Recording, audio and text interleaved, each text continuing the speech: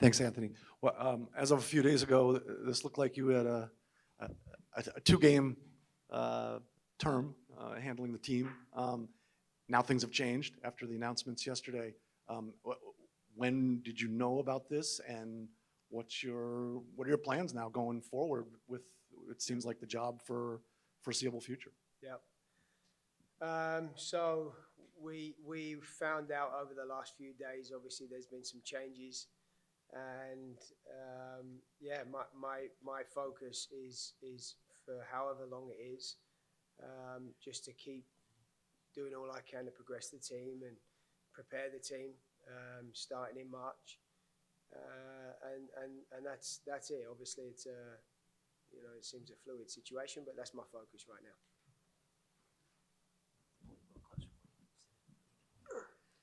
Sanjay.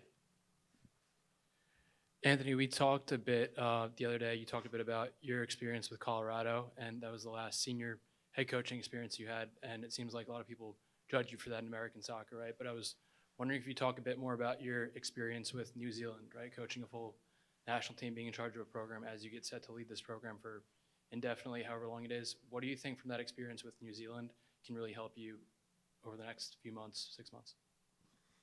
Yeah.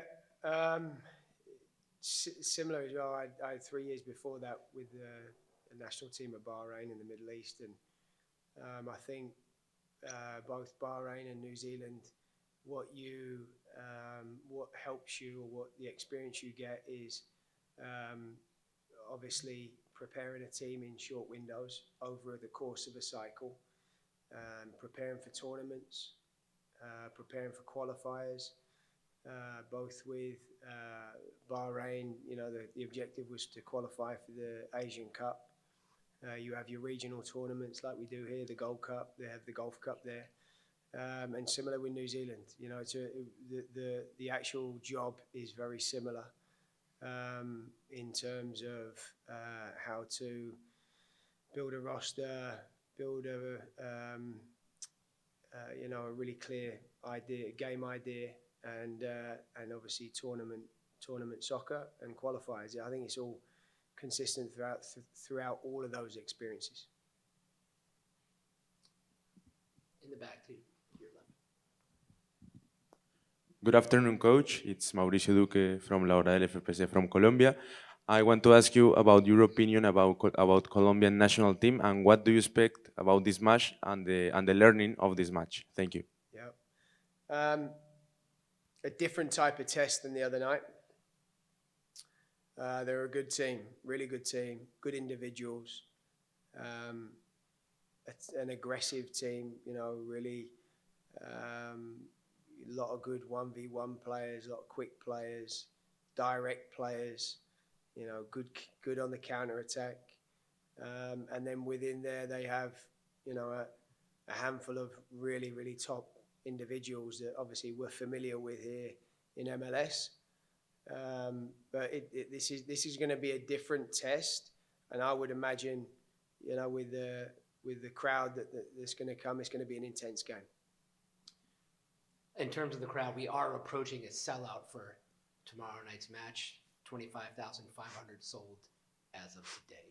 We'll continue with Damien and then McKelly. Hey, Anthony, you had 8 players make their debut Wednesday night. Now you're a couple of days past that. How do you think they all sort of handled the moment? And like you said, it's going to be another test tomorrow. What do you want to see out of that young group tomorrow? Yeah, similar to the last game. I think we went into the game with a handful of players that we like, we know about. We've been monitoring them for a reason. And in that game, there were players that really stood out for us. Some of the younger players, some of the newer players we've spoke about after the players like Zendejas, Alan Sonora, Cade Cowell. There was a Brandon Vasquez. There's players that this is the first time in with us, and it will be the same tomorrow. And we firstly want to put them in a position to do well. And then we want them to show us what they can do. And their objective, firstly, is to perform, have a good game, and stay in the national team setup. That's what we're looking for going into tomorrow. Michele. Hi, Coach. In terms and part of expanding that question, are you looking to give minutes to all the players in camp? Is there a point where the result matters tomorrow? And what should we expect lineup-wise and all of that? Like, for example, Paxton Aronson, John Tolkien, that they didn't see minutes. Yeah, it's a good question. I think coming into this camp, normally in a January camp, in fact, as far as I know, Michael can correct me if I'm wrong, but this is the first time we've had a January camp in such a short space of time. And I think the reason they've always been longer is because you have a large part of your squad are in pre-season, so you have to build up fitness levels to play in these type of games. So we haven't had that. And as a result of not having that preparation time physically, we had a really good idea before the first game what both lineups were going to look like and what substitutions were going to look like and when they were going to be taking place, because they're all based upon fitness levels. You know, both games, we have to have a minimum amount of players that can play 90 minutes, and that in itself has been a challenge. So that's been the starting point. So which players can play 90 minutes? Okay, they're locks for this game. They're locks for that game. And then between the balance of the team, it's then about which players can play X amount of minutes. You know, I think I mentioned at the beginning of the camp, the reason some of the players were late coming in is because we thought it was best that they would play their very first preseason game with their club and then come into us. So we have players that have got 45 minutes under their belt. Now maybe we can push them to 60 minutes. Both lineups have been led by physical decisions, physical loading, because for sure, if it was in another way, there might be one or two different changes or different substitutions over the last game and this game coming up. We'll go to our Zoom audience and begin with Kevin Baxter.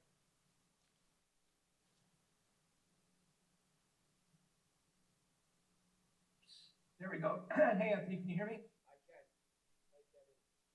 Hello? I can hear you, yes. Oh, okay. Hey, Kevin. Thank you. Sorry about that. I wanted to ask you about Brandon Vasquez. Other than the goal, which was pretty spectacular, what did you like about his performance? And he still has a decision to make, although he's played his whole career, junior career with age group career with the U.S. What do you think you need to do to make him say, yes, I am going to be with the U.S.? Yeah, so the first part, I was really impressed with him. He took his goal really well. I thought his performance was good. I thought he made some really good runs in the box. We didn't always find him. We got into some good areas, and it was something we spoke about at halftime. We got in some good areas out wide, and we just failed to put in the right type of delivery for him. But the fact is, he made some really, really good runs in the box. So I was really pleased with him. The other side of it is he's another one who this is pre-season for him. And as you would expect in pre-season, without him having played many minutes, he's going to keep progressing over the next few weeks. So, and then with regards to his position in the national team, I think all we can do, and I think this is what we've done in the past, is all we can do is just do our best to put on a professional camp, prepare the teams well, make them feel special, make them help them understand what it means to represent this national team and who we are, make him feel inclusive in the group, but without putting any pressure on him. We really like him. We value him. I'd love if he chose to come to us, but we certainly won't be putting any pressure on him at all. Next is Joseph De Hippolito. Thank you. Anthony, can you hear me? I've got you now, yes. Hey, Joseph. Okay, good. What kind of an impression has Gaga Solina made in camp or and what makes him unique from the goalkeepers you have worked with in the past? Yeah, I think I mentioned this the other day. I mean, when he's been in with us before, the first thing that hits you with him is he carries himself and he applies himself to this environment like a senior pro. He's like an experienced player because he takes his preparation so well. He is like an ultra professional. The way he carries himself, the way he speaks. He's someone who's just totally dedicated to preparing himself to be the best he can. And then on top of that, he's a really special goalkeeper. So he's someone, when you have a mentality like that, I mean that's it's fairly, you wouldn't believe it, but it's actually fairly rare for players to be that dialed into everything they need to do and then the willingness to do it. So he's definitely an exciting young talent that we're pleased to have in camp. We'll go to Charlie Bone. Anthony, two-parter from me, if you don't mind. The first question is January camp, do you see this changing or evolving as MLS's preseason start earlier? Do you think there needs to be an adjustment to the way things go, or do you find the right balance this year? And then my second one is, with you possibly being in charge for, we were told yesterday maybe until the summer, when do you feel like, is there a point when you can start to take some ownership and maybe add some of your ideas to what you've brought over from Greg?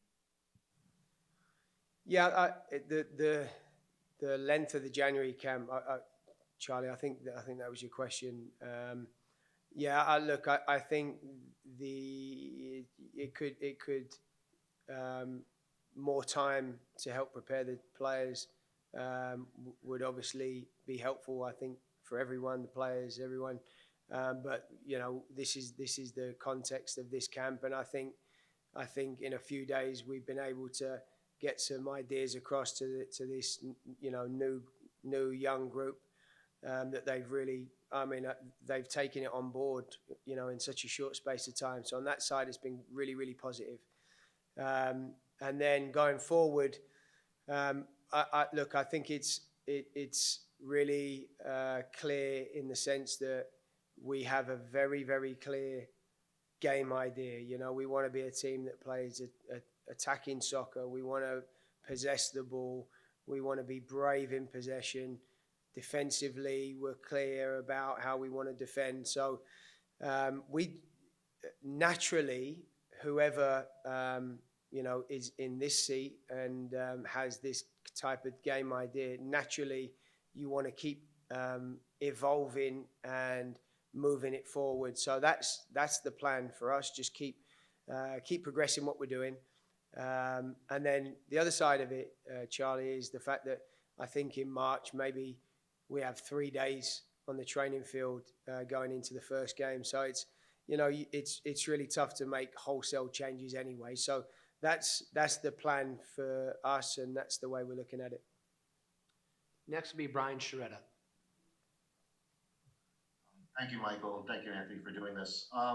I know things have changed, and I know you might not exactly have your calendar all planned out yet with how things have gone, but in the months ahead, with a busy few months ahead, but when do you plan on reaching out to your European-based players and letting them know, staying in touch with them about the plans for the summer, and are you looking to start to bring in those guys from the World Cup, those key European-based players, in March or in June?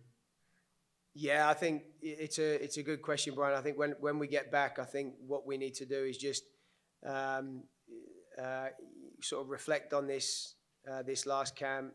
Look at what we need to do, what we need on the staff. Are there any areas we need to fill, and really get clear on how we want the next camp to look on that side of it. And then 100%, then it starts about engaging with the players. I think in the past, that's been something I think as a staff we've done quite well. And for sure, going into March, myself, the staff will be reaching out to the players, connecting with them, updating them on what's going on, how we want March to look, what we need to start thinking about, and yeah, for sure, we will be engaging with the players after this camp. And just as a point of information, all 3 of the upcoming windows are on the FIFA calendar for official competitions, so all players would be available for selection. Next will be Henry Bushnell. Thanks, Michael, and thanks, Anthony, for your time. Got a 2-part question, and I don't know whether you've given much thought to this yet, but I figured I'd ask. One, like, would you want to be considered to be a permanent head coach of this team? Do you want to be a candidate to lead this team to 2026? And then is the second part, if you're not a candidate, are you willing to kind of just go window to window indefinitely here, perhaps to the summer, beyond the summer? Are you comfortable just leading the team on an interim basis as long as U.S. Soccer wants you to? Yeah, my focus is just to keep preparing the team for as long as I'm asked to do it. I feel incredibly proud to have been asked to do this. You know, it's not like I'm coming into this situation cold. I have a relationship with, obviously, being involved in the last campaign, going through the cycle, the Nations League, the Gold Cup, all the qualifiers, and then obviously in Doha, building relationships with the staff, the players. So I feel very much connected to the team. I wasn't really expecting any of this. How this is evolved. But my focus is purely on when we get back. I'm going to focus on the next window, and if I'm still asked to do the one after that, I'm going to prepare for that one, and I'll continue doing all I can. This is a really, really special team. I know how important this national team is, and I want to do all I can to make sure it's in a good place for whoever comes in, whenever that is. We'll take a few more questions and continue with Doug McIntyre. Thanks, Michael. Thank you so much, Anthony, for doing this. I want to go back to McKelly's question real quick. There's an idea that this camp is more about, looking at individual players rather than the results.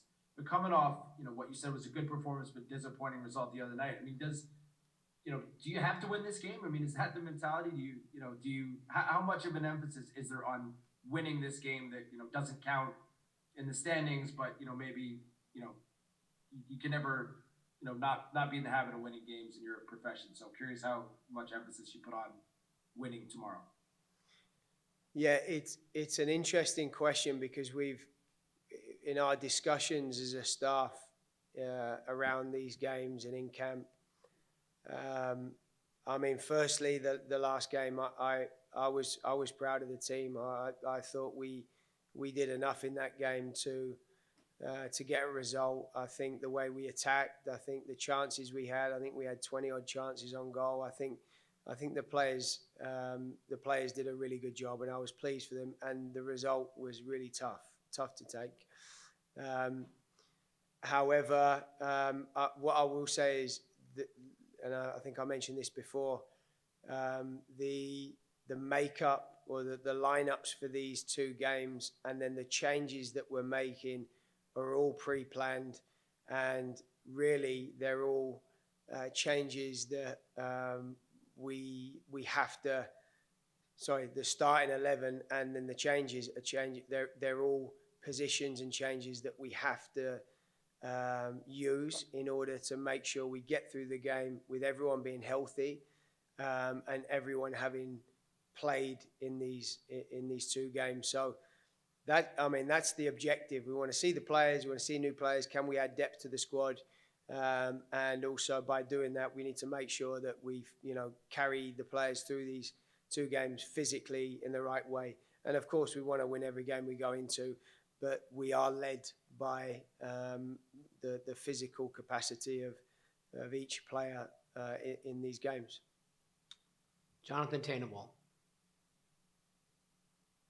Thanks, Michael, and thanks, Anthony, for the time. There was the Copa America news this morning, as I'm sure you saw, and I just wonder, how much almost sort of clarity should things at the moment, and we were all everybody sort of trying to figure out how the next 3.5 years was going to go, that this really puts a real serious point on the timeline that people can look to and says, yes, we're going towards the World Cup, but we also have this really big thing to look forward to as well.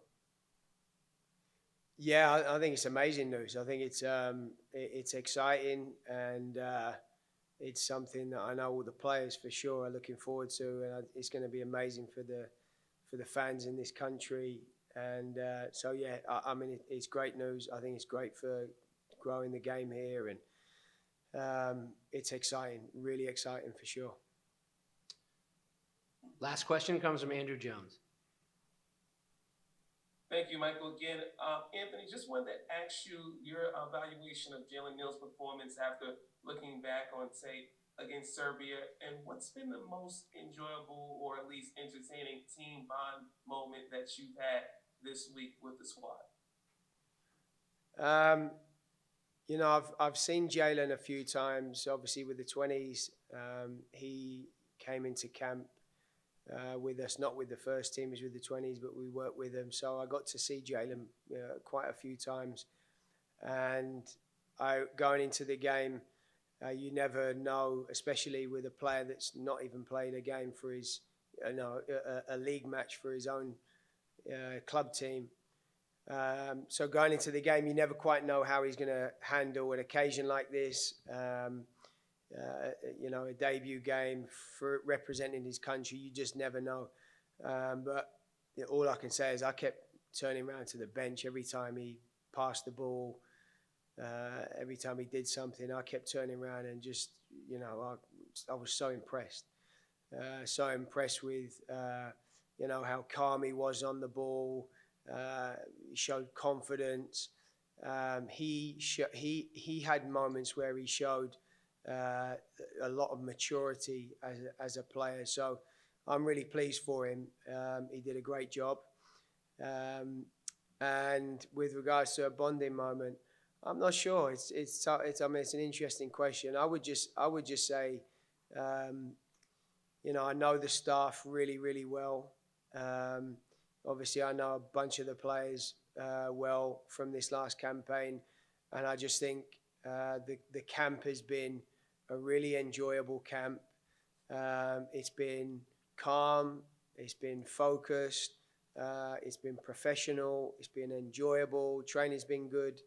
And I would say that is a large part to everyone that we have in camp. Really good staff, everyone's clear on their roles, everyone's clear how to execute in their own departments.